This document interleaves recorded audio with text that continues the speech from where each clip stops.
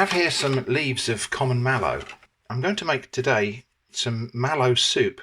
This is a recipe that was shared with me by my friend Babatunde in Nigeria. He uses a different but related plant called jute mallow to make a soup that has a really interesting texture. And I think the texture is the main feature, and it could be a bit challenging for my palate.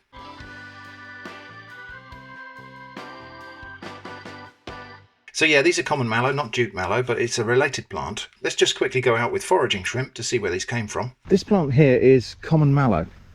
So in summertime, this becomes a sort of branched plant. It has lovely pink flowers with stripes on them, quite pretty actually.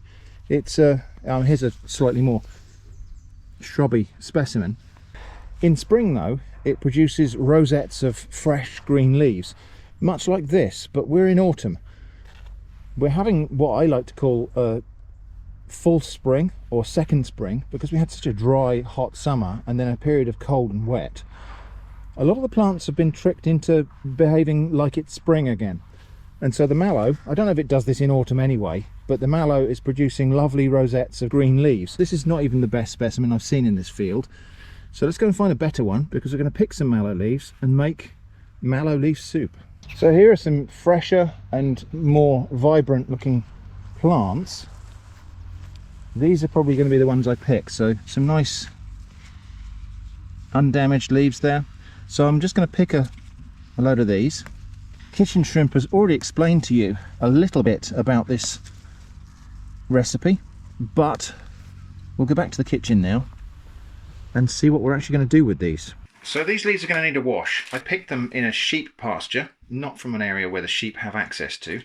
Actually, if the sheep had access to this part of the pasture, these plants wouldn't be there because the sheep would graze this plant preferentially, I imagine.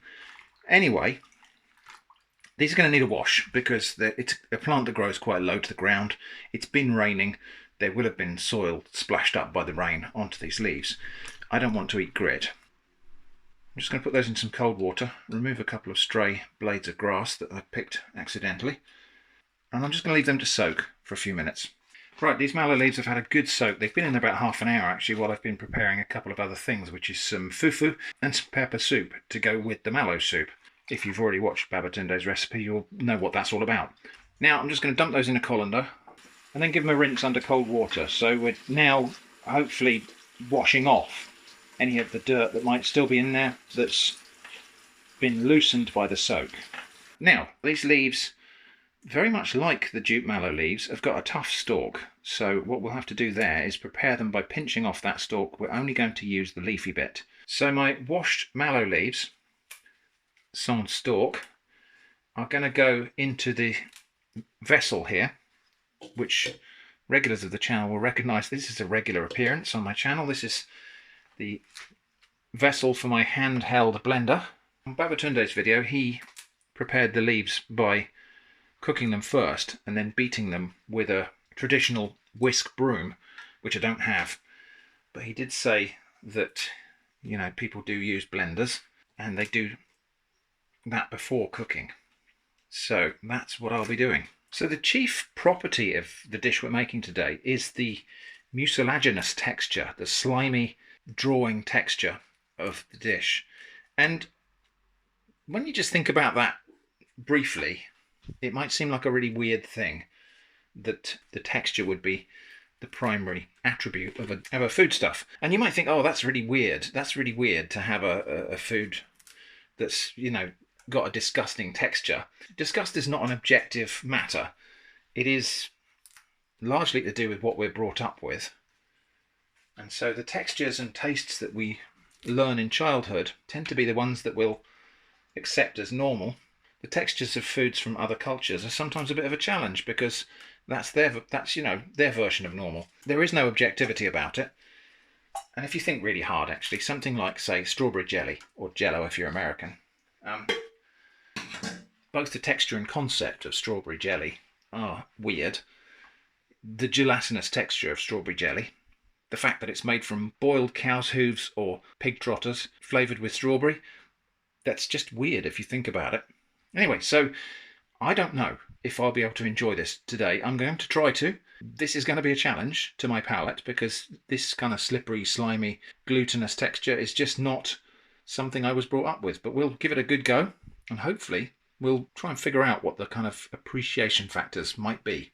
All right, slight change of plan. Actually, I'm going to chop this coarsely first, then give it a little cook, then blend it. I think that's probably the better way to do this, because I think we'll find that we get the texture either way.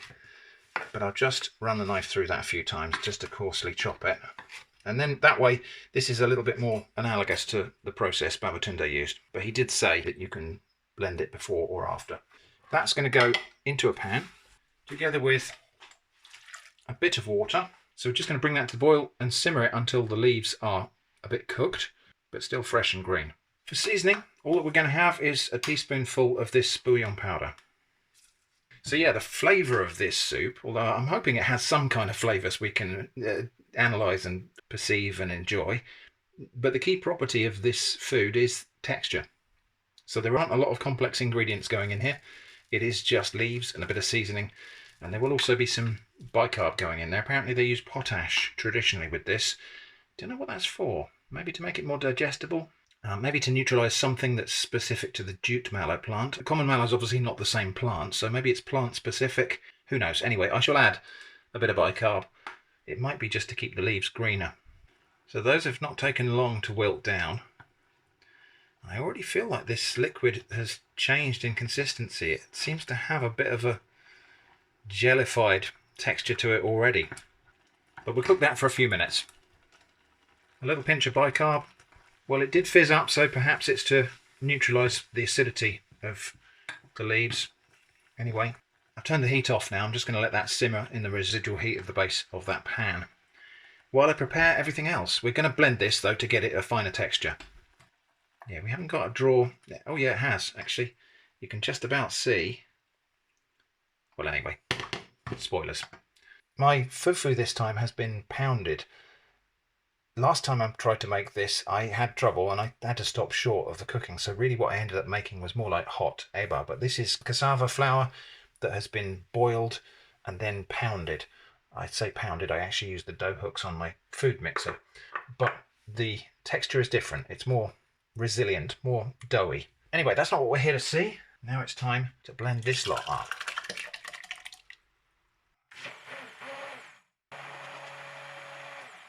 Well, I think I might have used too much liquid. You know what I might do? I might just dash out and pick some more leaves and have another go at this. Just put some more leaves in there. But it's getting there anyway. So, second verse, same as the first. More mallow leaves. Again, going to give them a soak. Going to give them a rinse. Remove the stems. I might blend these into the already cooked soup and then cook it again. However, it is notable that while I was out gathering more leaves, a change has taken place here. So I don't know if you can see that. It kind of siphons itself off the spoon. I don't think we've got the full texture experience here, but you can see it's got a draw to it now. So once it starts pouring off the spoon, it pulls itself off the spoon. Anyway, we're going to put some more mallow in there because I don't think that's sufficiently slimy. So I've poured out about half of that liquid and I'll just set that aside for the moment. And then in with the coarsely chopped additional mallow leaves. Now let's see if we can get this to blend.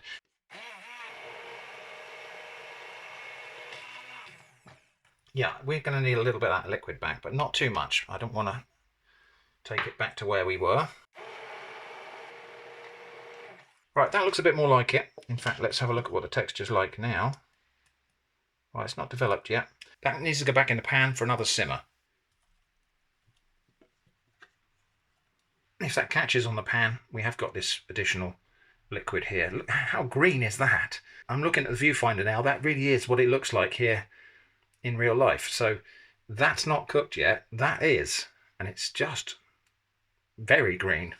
Oh, Edmund, can it be possibly true that I hold in my mortal hand a nugget of purest green? Yeah, I think that is going to need a bit more of the liquid back in there. But let's cook it for now and see where it goes.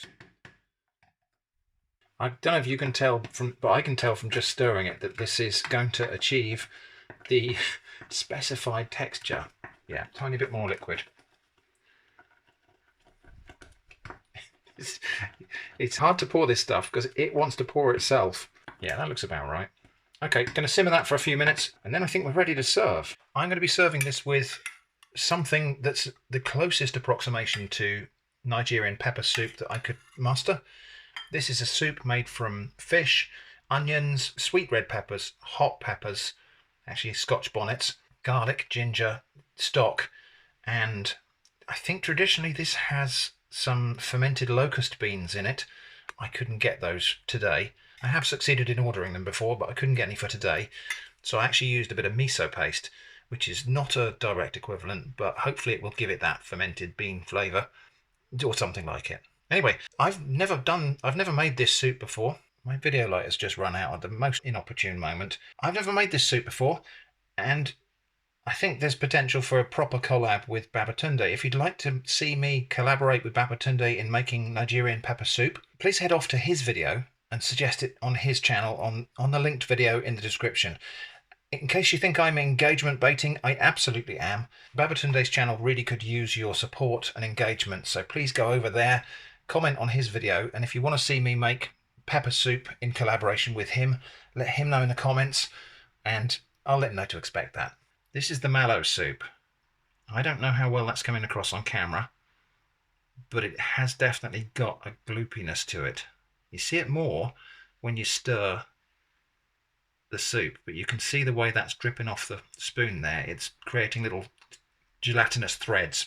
And as I say, that is not a bug, it's a feature. It doesn't look quite so green in this light, but it does to me here. Anyway, let's head to the studio now and give all of this a taste.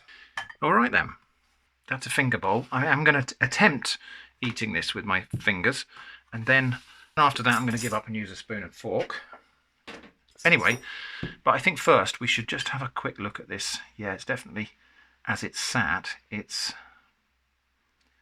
developed a more gloopy texture. I don't think we've got the stringiness that you get from jute mallow, but this is the nearest approximation I can muster. Now, I should say I'm feeling a tiny bit of trepidation here because in the recent past, something as innocuous as a citrate-stabilised cheese sauce was borderline unpleasantly slimy to me. So with that in mind, or perhaps best put out of mind, let's give this a try. I'm going to try a bit of the soup on its own first, just so we can judge that. Oh boy, the flavour is just leafy and savoury because of the stock that's in there, but the texture is like liquid jelly, if that makes sense. Right, so finger bowl.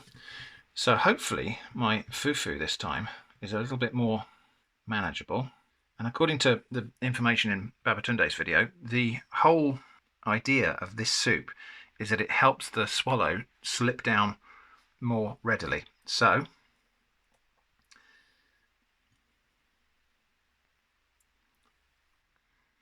yeah, I suppose it does. I'm not skilled enough to eat with my hand, so I'm just going to go and wash my fingers and then we'll continue with spoon and fork. Okay, well, let's have a good amount of the soup on there and a little bit of the fish soup. Let's give that a try. There definitely is a very strange mouthfeel to it, and it's a bit like if you have a risotto made with really good stock, you get that kind of coating on your lips. It is still significantly alien to me, but I think I get it. It's not just that it makes this all slip down more easily. It provides an experience that enhances the whole sensation of eating just what is essentially a very starchy staple. I think maybe if I boiled the leaves in pieces before blend, I don't know. I don't know if it's possible to make it more gloopy than this. Interestingly, this texture was something I was supposed to achieve in the okra soup collab that we did way back. That particular collaboration, I cooked it blind. Basically, all I knew was the ingredients.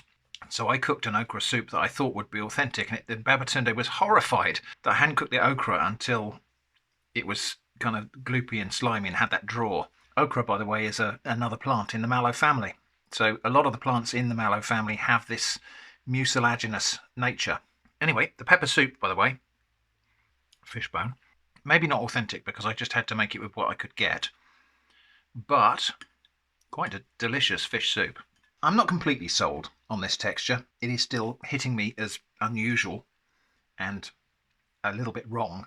But yeah, I think I comprehend the appeal We could, as I say, use words like slimy, gloopy, stringy, gelatinous, you know, those disgust-oriented words. But there are equivalent words like velvety, silky, smooth, luscious, that just as adequately describe this as the other words. So there we go. Anyway, that was my attempt to make mallow soup, and I do hope you'll head over to Babatunde's channel and see his version of this soup, which is more authentic than mine. Which is fully authentic, I should say. That's all for this video. I hope that's been interesting. Thanks for watching, and I hope to see you again soon.